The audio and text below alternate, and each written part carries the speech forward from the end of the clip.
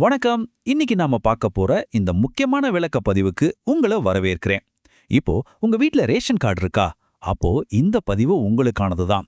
ஏன்னா அரசு தரப்பிலிருந்து வந்திருக்கக்கூடிய சில அவசரமான புதிய ரேஷன் கார்டு விதிமுறைகளை பத்தி தான் நாம இப்போ விலாவாரியா பார்க்க போறோம்.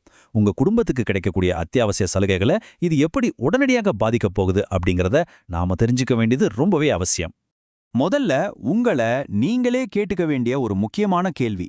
உங்க ரேஷன் கார்டு ரத்து செய்யப்படுமா? உங்களை பயமுறுத்துறதுக்காக நான் இதை சொல்லலைங்க. ஆனா தொடர்ந்து அடுத்தடுத்து வெளியாயிட்டு இருக்கிற அரசாங்கத்தோட அதிகாரப்பூர்வ அறிவிப்புகளை பார்க்கும்போது நாம கொஞ்சம் உஷாரா இருக்க வேண்டியது கட்டாயம். உங்க ரேஷன் கார்டை பாதுகாப்பா வச்சுக்க நீங்க உடனடியா சில விஷயங்களை செஞ்சாகணும். இப்போ இந்த சிக்கலான அறிவிப்புகளை நாம ஈரியா புரிஞ்சுக்க ஒரு 4 விஷயங்களை வரிசையா பார்க்க போறோம். 1. ரேஷன் கார்டு ரத்து விதிகள். 2. இகேஒய்சி மற்றும் ஆதார் இணைப்பு. 3. மகளிர் உரிமைத் தொகைக்கான நிபந்தனைகள். அப்புறம் 4வது டிஎன்பிடிஎஸ் செயலி மற்றும் அதற்கான காலக்கெடு. சரி வாங்க, முதல் பகுதியான ரேஷன் கார்டு ரத்து விதிகளை பற்றி பார்க்கலாம். இந்த 3 எண்களை கொஞ்சம் கவனமா பாருங்க. 3, 6, 12. இதுக்கு என்ன அர்த்தம்னா, தொடர்ந்து 3 மாசமோ 6 மாசமோ அல்லது 12 மாசமோ உங்க ரேஷன் கார்டை பயன்படுத்தி எந்த பொருளுமே வாங்காம இருந்தீங்கன்னா அந்த கார்டு போலியானதுன்னு அரசாங்கம் கருதும். நீண்ட நாளா பயன்படுத்தாத இப்படிப்பட்ட கார்டுகளை கண்டுபிடிச்சு அதை உடனடியா முடக்கி ரத்து செய்யற வேலை இப்ப ரொம்ப தீவிரமா நடந்துட்டு இருக்கு. அப்போ உங்க கார்டு ஆக்டிவா தான் இருக்குன்னு எப்படி நிரூபிக்கிறது? இதுக்கு அரசு சொல்ற வழி ரொம்ப தெளிவானது.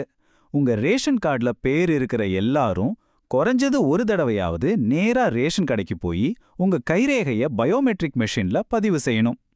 இப்படி பதிவு செய்யாத உங்க பேரோ அல்லது ஏற்கனவே இறந்தவங்க பேரோ கார்டுல இருந்தா அது நிரந்தரமாகவே நீக்கப்படும். ஒருவேளை இந்த கைரேகை வைக்கிறத நாம தவற விட்டா என்ன ஆகும்? நாம சாதாரணமா ரேஷன் கடையில வாங்குற அரிசி, பருப்பு, எண்ணெய், சக்கரை, கோதுமைன்னு எல்லா அத்தியாவசிய பொருள்களும் நமக்கு கிடைக்காம போக அதிக வாய்ப்பு இருக்கு. இந்த இலவச பொருட்களுக்கான மானியம் உடனடியா நிறுத்தப்படும். இப்போ அடுத்த முக்கியமான கட்டத்துக்கு வருவோம். பகுதி 2, இகேஒய்சி மற்றும் ஆதார் இணைப்பு. இது ஒரு சங்கிலி தொடர் மாதிரிங்க. முதல்ல உங்க ரேஷன் கார்டை உங்க ஆதார் கார்டு கூட இணைக்கணும். அப்புறம் அந்த ஆதார் கார்டை உங்க பேங்க் அக்கவுண்ட் பாஸ்புக் கூட இணைக்கணும். அரசு அதிகாரிகள் உங்க ரேஷன் கார்டு நம்பரை சிஸ்டம்ல போட்டதும் உங்க ஆதார் விவரம் வரும். அதை வச்சு எந்த பேங்க் அக்கவுண்ட்டுக்கு பணத்தை அனுப்பணும்னு அவங்க முடிவு பண்ணுவாங்க. நேரடி பண பரிமாற்றத்துக்கு இதுதான் ஒரே வழி. இந்த 3 டிஜிட்டல் இணைப்புல ஏதோ ஒன்னு விடுபட்டிருந்தா கூட உங்களுக்கு வர வேண்டிய பணம் வந்து சேராது. ஆமாங்க, ஆதாரும் பேங்க் அக்கவுண்ட்டும் இணைக்கப்படாத ரேஷன் கார்டுகளுக்கு மத்திய மற்றும் மாநில அரசுகள் கொடுக்கிற எந்த ஒரு நேரடி சலுகைகளும் மானியங்களும் இனிமே கிடைக்காதுன்னு ரொம்ப தெளிவா சொல்லிட்டாங்க. அடுத்ததா எல்லாரும் ரொம்பவே எதிர்பார்த்துட்டு இருக்கிற பகுதி 3, மகளிர் உரிமை தொகைக்கான நிபந்தனைகள். குடும்பத் தலைவிகளுக்கு வரக்கூடிய காலங்கள்ல மாதம் 2000 இருந்து 2500 ரூபாய் வரைக்கும் மகளிர் உரிமை தொகை கிடைக்க வாய்ப்பு இருக்கு. ஆனா இந்த பணம் உங்க பேங்க் அக்கவுண்ட்டுக்கு நேரா வரணும்னா அதுக்கு உங்க ரேஷன் கார்டு தான் மிக முக்கியமான ஆதாரம். அதனால உங்க கார்டு ஆக்டிவா இருக்கிறதும் அது பேங்க் அக்கவுண்டோட இணைக்கப்பட்டிருக்கிறதும் ரொம்ப ரொம்ப அவசியம்.